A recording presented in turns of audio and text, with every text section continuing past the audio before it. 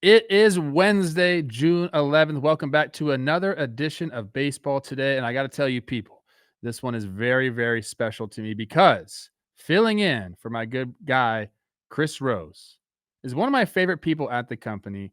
Snakes fan extraordinaire, researcher extraordinaire, handsome, freaking, what do you call those? Thirst trapping, Yes. Dalton Feely. How are you, Dalton? Thank you for coming on the show with us, man.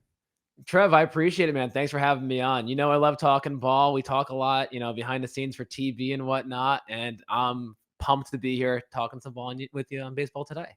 Obviously, producer Dan, intern Sawyer along for the ride as well. We first got to know Dalton because he was Nikki Cass's buddy. And then we kicked Nikki Cass to the curb. Get out of here. Go Wow. be famous somewhere else, bro. But leave Dalton. Yeah, he's been our head researcher for Talking Baseball, a huge part of the show's success. So a guy that is very, very knowledgeable. So we're lucky to have him today. A couple quick notes before we start the show. It's almost the All-Star game. And that's a big moment for us. You know, we always travel to the All-Star games. We always put on an All-Star game event. It might change. We might be doing some more stuff because of our commitment to Major League Baseball now. But I want to give you guys a heads up. We're still having our All-Star game event. It's in Marietta, Georgia this year. We will be offering early access to our Substack subscribers for 24 hours with limited availability. There's VIP tickets and general admission. The VIPs will get the opportunity to meet us, as well as receive their very own custom Jumbo Media All-Star jersey, and you get 2 drink tickets, which is awesome. Maybe give one to me, buy me a beer. That's always fun. This event, it'll be taking place at Glover Park Brewery in Marietta, Georgia. That's Glover Park Brewery in Marietta, Georgia. There'll be a food truck on site. VIP entry will start at 6:30, and then general admission will begin at 7:30. So go to shop.johnboymedia.com to get your tickets now. That's shop.johnboymedia.com. These tickets always sell out. It's always an awesome crowd. It's a fun time. It's kid friendly. Bring whoever you want to bring, but make sure you get your tickets ASAP because, like I said, it will sell out. And one more thing before we get started. On Friday, I'll be doing an Ask Trev Anything episode. So I need your guys' help. Send the questions that you need answered by me. I'll be solo. Start with this episode. Leave your questions in the comments. You can also leave your questions on tomorrow's episode as well. But get in there. Ask me some fun stuff. We can get silly. We can be serious. We can do all the things. I'm multi-talented, people, if you haven't figured that out yet. Okay? Triple And with that threat. being Come said, on. let's start with our tip of the cap, and it goes to our guy Roman Anthony. He got his first career hit last night. It was a nasty changeup. He took a good changeup after swinging through one. That pitch was off the plate, but he shows the plate coverage, drives in 2, puts Boston ahead. Thanks the baseball gods or God, whoever he was thanking right there. The family's going crazy, dog. What'd you think about this? He had a really rough first game debut. And, sometimes you're the number 1 overall prospect. You're going to have your jitters. And I totally understand that. It's nice to get it out of the way. I remember Jackson Holiday came up last year, and he had his struggles when he came up. And sometimes when you have these high expectations, I feel like you put so much pressure on yourself.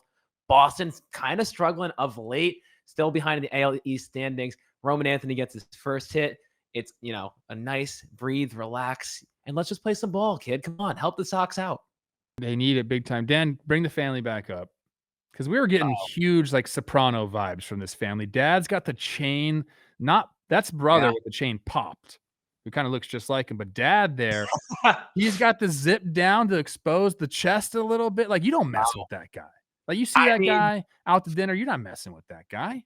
No way. I mean, I'm a little bit of a scaredy cat too. I'm walking away at this point. I'm not taking a fight with that guy. All right, let's start out. Let's go to our first topic. Because Dan's producing the show, we're starting out with the Yankees, okay? Of course. The Yankees rolled to a 10-2 victory over the Royals in Kansas City. Max Fried had an unbelievable start. Austin Wells hits a 3-run homer. Cody Bellinger gets his 1,000th career hit. It was all Yankees last night. Judge, though, 469 feet, 118 off the freaking bat for the 2-run homer in the first inning. Give me your reaction to that one, Dalton. That guy, Judge, he's pretty good at baseball. I mean, that was a freaking moonshot. You off don't the see too bat. many balls go there. And we did get a note that Judge is holding firm. He's not gonna participate in the home run derby unless Oh, it comes to New York. Where are you at on, like, guys not participating in the home run derby? I feel like ever since David Wright kind of messed up his back during the home run derby, I've been more okay with guys sitting out for the MLB's sake. Like having guys who are entertaining, who just crush balls, nuke balls. That's kind of what you want. Home run derby is such the driven factor of the All Star game, in my opinion. I prefer watching the home run derby over the All Star game. That's just me. I don't know what the people back home think, but it would be so cool to have literally the best home run hitters in. And I don't know if there's any incentive you can give to like Judge to play because there's not, I don't know what you can give a guy who's making $360 million to participate in a one night thing for a home run derby, but it would be awesome to see him if he ever did it. I agree. I almost like the aspect of having guys that aren't on, like, big deals participate because they want it so much more. I mean, $1,000,000 is the prize pool, and they want that money. Yeah. Let me tell you that right now. Yeah, I don't really care. To be honest with you, like, would it be fun for Shohei and Judge to be participating against each other? Sure, but I think that it doesn't necessarily matter who's in there because all the guys that are going to be in there can hit massive homers. We see that year after year. Teoscar put on a great performance last year. Let's get to the real question, though, because the Yankees did reach the 40-win mark after their win yesterday. They're the second AL team to do it. The Tigers also got to the 40-win mark a couple days ago, I believe. Hmm. I guess my question to you is: we go through off-season takes, and we're trying to give our predictions for the season. What's your one take that you regret most from before the season? I have a team take and I have a player take that I kind of want to talk about. So my team take, I did a power rankings preseason like March 18th, like right before the season started, right before the series with the Dodgers and I believe the Cubs to begin the year. I had the Braves the second overall team in baseball, Trev, and they, my friend, have not been that great. They're 1-8 in June. They just can't win one-run games. You would think with Ronald Acuna Jr. coming back, they would be better. They've been worse. Spencer Strider, I love Spencer Strider coming back from the internal brace surgery. He hasn't been nearly as sharp. The velo's been down. He's 0-5 in 5 games. He's 4th percentile in exit velo allowed, so guys are just hitting balls hard off of him. This Braves team has been good for the last like 5-6 years. I can't believe that they're in a position that they're 10 games under currently, and they are getting close to cellar time in the at the deadline at this point. The Braves are an enigma. I talked yesterday about what do they need. Is it a roster thing? Is it an Anthopoulos thing? Is it Snitker to blame? But really, I mean, their bullpen's blown a ton of saves. Their offense has not really gotten going. I mentioned, like, hey, they probably weren't counting on having Nick Allen be their starting shortstop. Although he has a great glove, offensively, he's not really there. Left field's been a hole for them since Profar has been hurt. They have a lot of things going on. I don't fault you for having that take. I believe I had them winning the AL East. I don't know. I had them in the playoffs for sure. Okay. So that's a good one. Mine's the Tigers, man. I missed on the Tigers. I actually kept both New York teams out of the playoffs and the Tigers out of the playoffs because they all had question marks. And that's fine. It's the offseason. We're going on by rosters on paper. But I think my biggest one was the Tigers. And, I think my points were valid. Talked about, like, there was that offense. I don't know where it was going to come from. It didn't really add much. They got a couple guys that can bang the ball around. But I think my biggest apology would be to Spencer Torkelson, because even throughout this year, I haven't believed in this guy. It's true. I mean, he came into this year with a negative WAR overall in his career. He's 2024. If you go look at his percentile, Stalt, I mean, we're talking barrel percentage in the 37th percentile, hard hit in the 45th, expected slug in the 16th, expected WOBA in the 13th percentile. That's not a guy who, like, in his year 4 season, putting up those numbers, you really expect to blossom, but he's done that, man. In 2025, expected WOBA, 83rd percentile, expected slug, 90th percentile, barrel percentage in the 88th percentile. So, like, he's made adjustments. The thing I see mostly with him is his his swing decision. Like, Okay. he's getting into better hitters counts. He's attacking the ball more aggressively in the zone. And then I also think he's driving the ball the other way more this season than we've seen him do it in the past. Now, in 2023, I believe that's when he put up the 30 homer season. He was hitting the ball hard that year, but it was more specifically pull. This year, if you start to see a hitter use the whole field more often than not, it means he's made a meaningful adjustment. It means that he's in a much better place as a hitter. And I think that's what we're seeing with Torkelson right now. He understands I got popped to all fields, so let me use that. And because now I'm trusting myself to let the ball travel a little more, I am able to see the ball better, longer, better swing decisions. It all starts to pile up, man. So wrong about the Tigers. I was wrong about their offense. Is I believe they have the fifth most runs scored in baseball, and behind that pitching, they're an absolute force, man. So that's my thing that I got the most wrong. Yeah, Trev, off of Torkelson, like leading the team in home runs with 16, a guy who got sent down last year because of his struggles, like you mentioned, about just not making contact with the ball, poor swing decision making while in the box. I think my question for you with Torkelson, like this was a guy coming out of Arizona State. He was the first overall pick in a draft. He showed some promise in 23, having a pretty good offensive season, though obviously there were some defensive questions too. Do you think this season there's some sort of click for him because of the Tigers challenging him? Because Colt Keith comes in, they're saying, Colt Keith, you're going to be our first baseman. Torkelson, you may be our DH. You're going to be fighting for a roster spot coming to the year. Does that in any way, did that light a fire for Torkelson and why he's been so productive this year? I think so. The mentality is definitely there. You can talk about some of the mechanical changes he's made. I just talked about approach stuff, but mentality wise, yes. I mean, if you get challenged, like, hey, it's either you better put up or you're out of the game, or you're gonna have to go somewhere else, or you're gonna have to go to AAA. Dude, that you work so freaking hard your entire life. You make it to the big leagues and you don't have success. It it hurts, man. That's the bottom line. You're like, I'm not good enough? Like I got here. How am I not good enough? How do I get this far and then I'm not good enough? It really hurts. So, yeah, a lot of times, man, when you get put in those situations, and maybe he felt really comfortable early on in his situation because look, I have options left. The team's not necessarily that good, so I can struggle. I went through this myself. But when it comes apparent that hey, it's either now or never, it does change things. It changes the way you approach the game. It changes the way what you do off the field. All these different things. So I think that's a good point. But yes, Torkelson, man, he looks like he's the real deal, like what he was supposed to be when he gets drafted 1 overall. 100%. And we mentioned it with Roman Anthony too. Like sometimes you put pressure on yourself, the results don't come, but it snaps for Torkelson. So it's been huge. Roman Anthony, I feel, is very Matt Chapman-esque, where I don't think Ooh, he kind of like almost like look-alike, yeah. but I think mentality-wise, he is fine. Like, I Okay. don't see him rushing at all. Let's move on. That's a lot of time on Torkelson and the Tigers as my Twins are struggling right now with their pitching problems.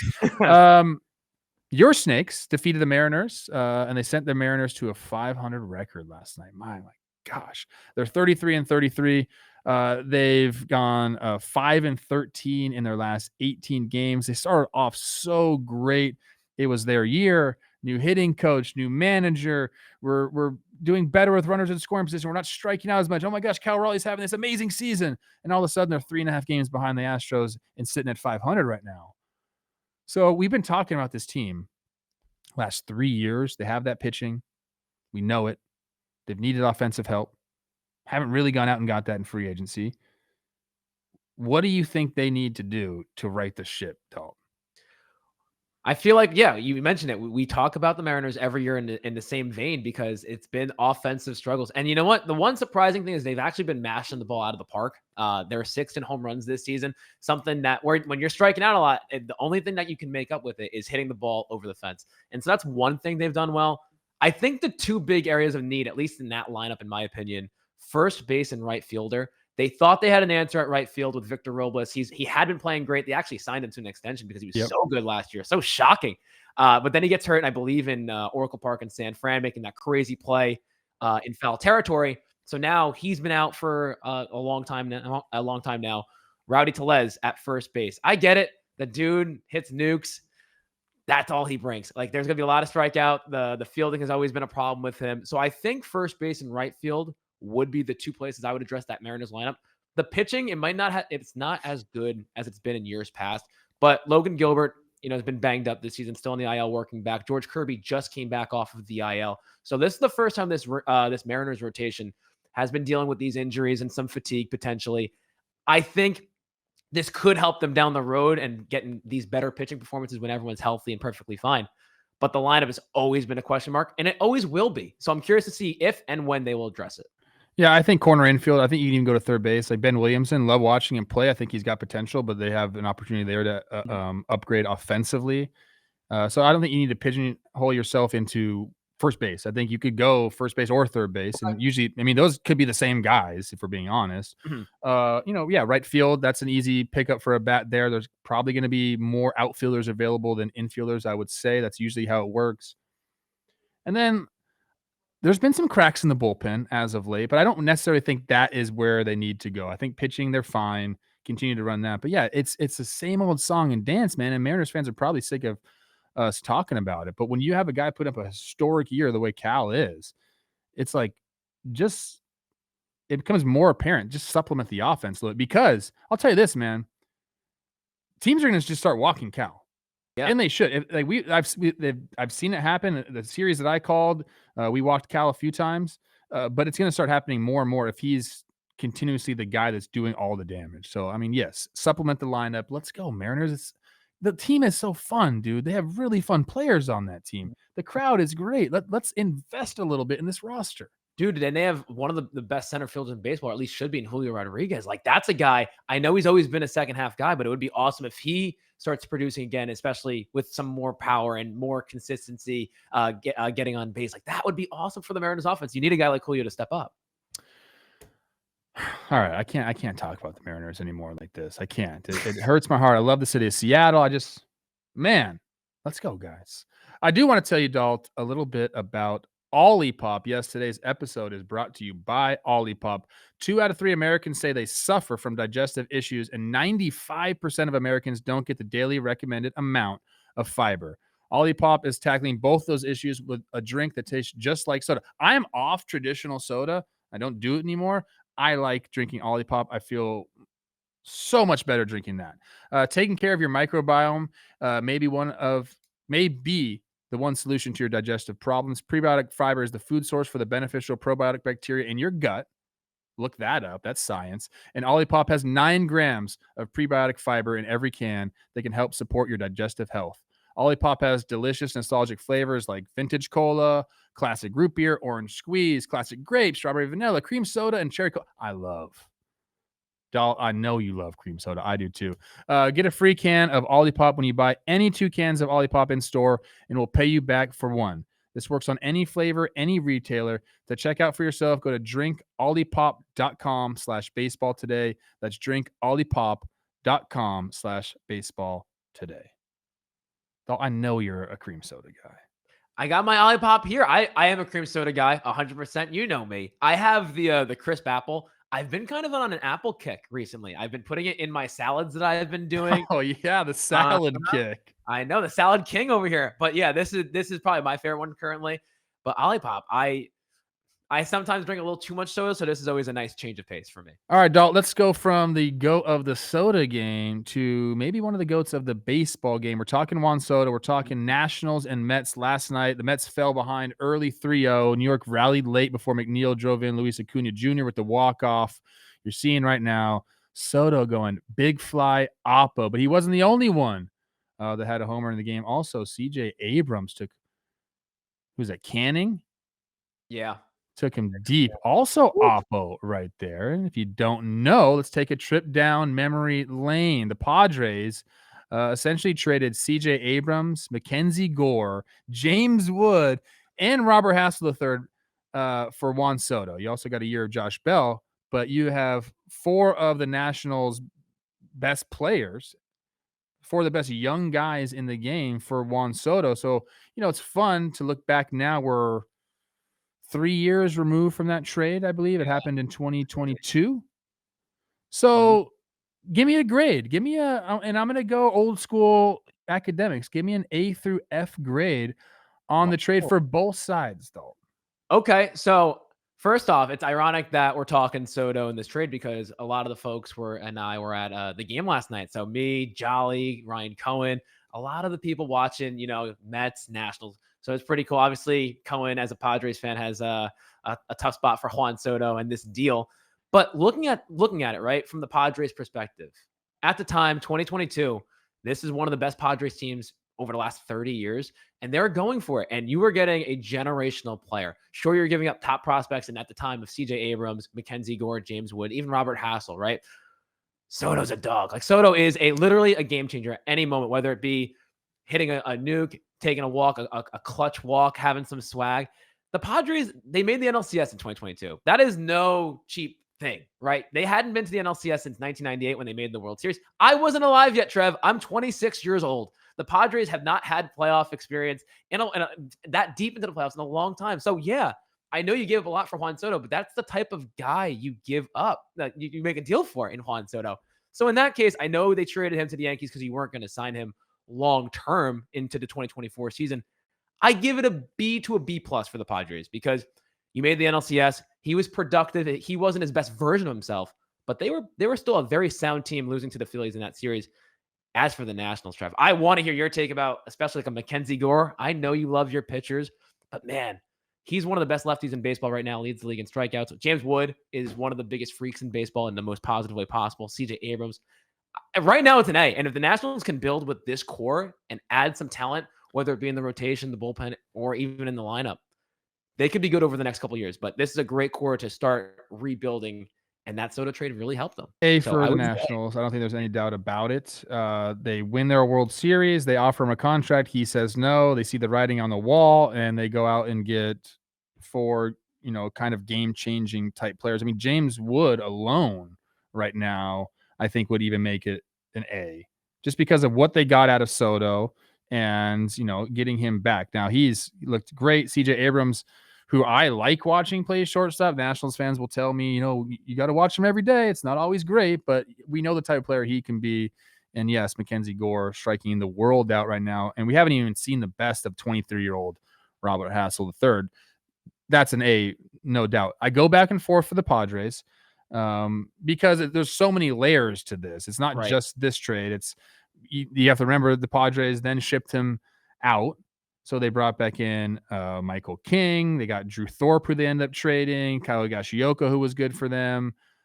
So there's ins and outs to all of this trade. I think if I'm looking at it from San Diego's perspective, I'll go B Okay. because they swung for the fences. I think we Right. want teams to do that, and they did it. So you have to give them credit for doing that. Yes, they made the NLCS. And I think Padres fans, as the lights just went out for you, what's up with that? Hold on one second. I'm going to keep talking. I don't care. Padres fans, to me, I think hold on to that 2022 season where they beat the Dodgers. That was huge for them.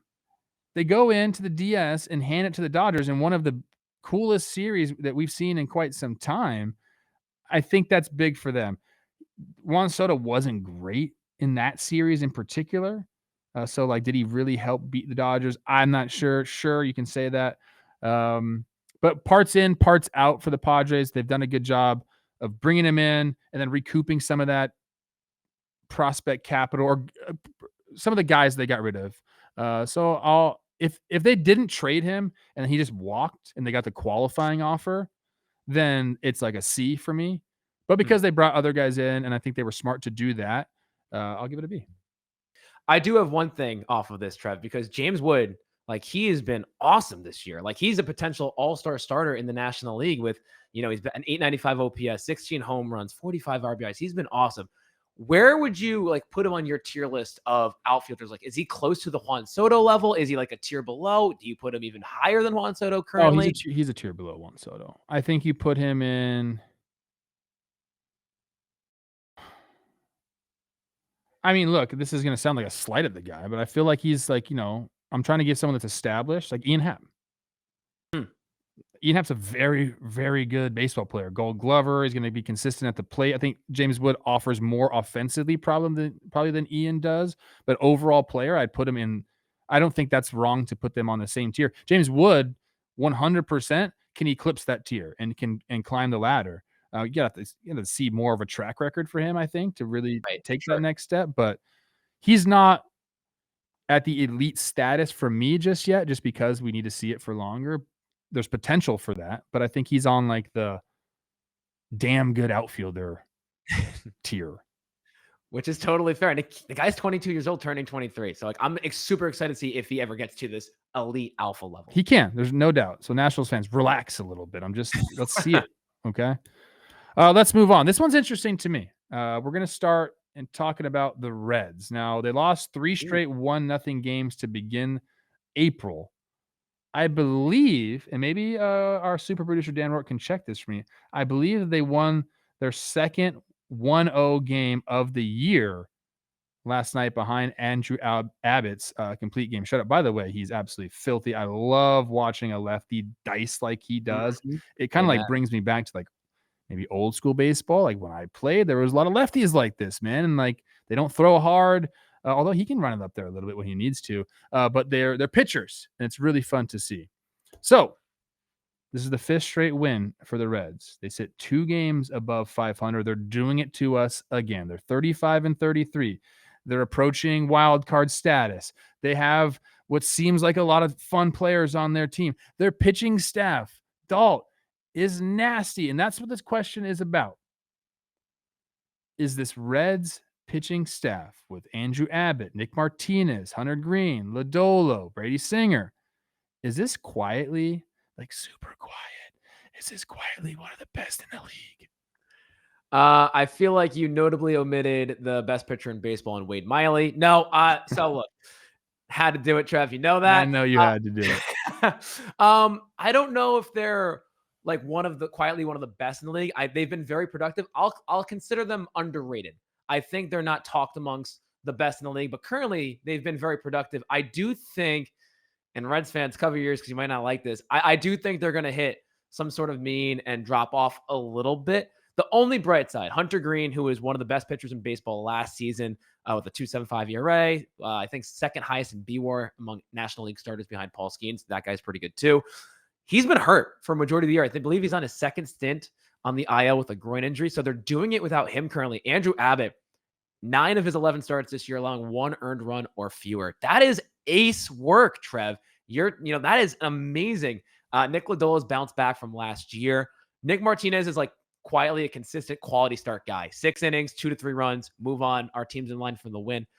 I think they're an underrated staff. I want to see them at least get to the All-Star break before I consider them to the top. They are 7th in ERA and WHIP this season, which is a good sign. But yeah, they've been producing. They're back to 500, and in large part due to the rotation's ability so far. I actually think that they are in the upper tier, very underrated, and they can be one of the best pitching staffs in baseball. I'm talking specifically about the starters here. If you just kind of like go up and down the rotation, they can kind of do it all. I like the fact that they have 2 lefties in the starting rotation. I think that means something to have that diversity. Don't allow teams to stack up against you during a series. And then they kind of get the job done in a multitude of different ways. They have guys that can throw cheese and strike guys out. They have guys, like Abbott, who, like he strikes enough people out, but he's a pitcher.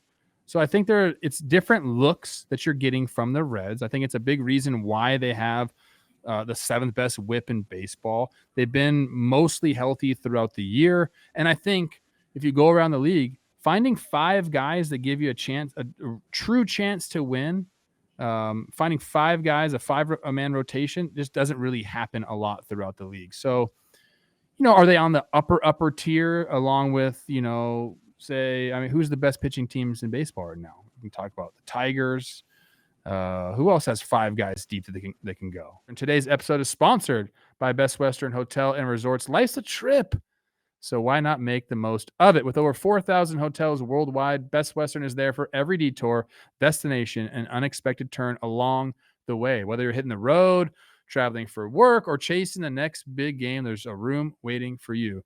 But a great stay isn't just about rest, it's about what comes next. A great stay doesn't just help you recharge, it sets the tone for the early wake up, the late night arrival, or the last minute change of plans. And Best Western gets it. Traveling isn't one size fits all. It's for the planners and the procrastinators, the loyalty point collectors, and the I just booked it crowd. So whether you're traveling solo with your friends or with the entire roster, Best Western has you covered. Pack your bag, cue up the playlist, hit the road. Life's a trip. Make the most of it at bestwestern.com. I don't know if this is a light topic per se, but I think it's something that is an interesting discussion. The Dodgers are talking about bringing Ohtani back to the mound soon. He's been throwing these simulated games. I guess I don't hate them thinking along the lines of, hey, if he's going to be throwing these simulated games, might as well have them be big league games as long as he's looking right, which it sounds like he is. My first initial thought was let's get him up to 75 pitches and just bring him back as a starter. Because what does it really help the Dodgers for him to come and throw 2 or 3 innings? Like, it's just more wear and tear on your bullpen. So if I'm running the show, I'm waiting until he gets back to 75 pitches before I bring him in. And I don't think that has to be. I mean, I think that could be like right before the All-Star break. I think that's where it would probably line up. He's been increasing his pitch count by 10, 15 pitches every time he goes out. So that's the approach I would take. For Sauer, I mean, he's pitched in long relief before for the Dodgers. His last outing against the Mets, he threw 3 innings, 55 pitches. His longest outing was 68 pitches against the A's. So he's done this. 111 pitches is a lot different. So I'm curious to see what they do if they're going to make a roster move with him. I would really hate that. If they're going to Phantom IL him or something, he's not going to be able to pitch for the next 5 days. So you'd almost assume that they're going to do something. And I don't love that about the sport. I really don't. That's it, Dalton. Congratulations on your baseball today debut. I thought you killed it. We really appreciate you coming on and filling in. Chris Rose gone all month. So we're going to have a rotating cast here. Remember to get your questions in for Friday's show. Ask Trev anything.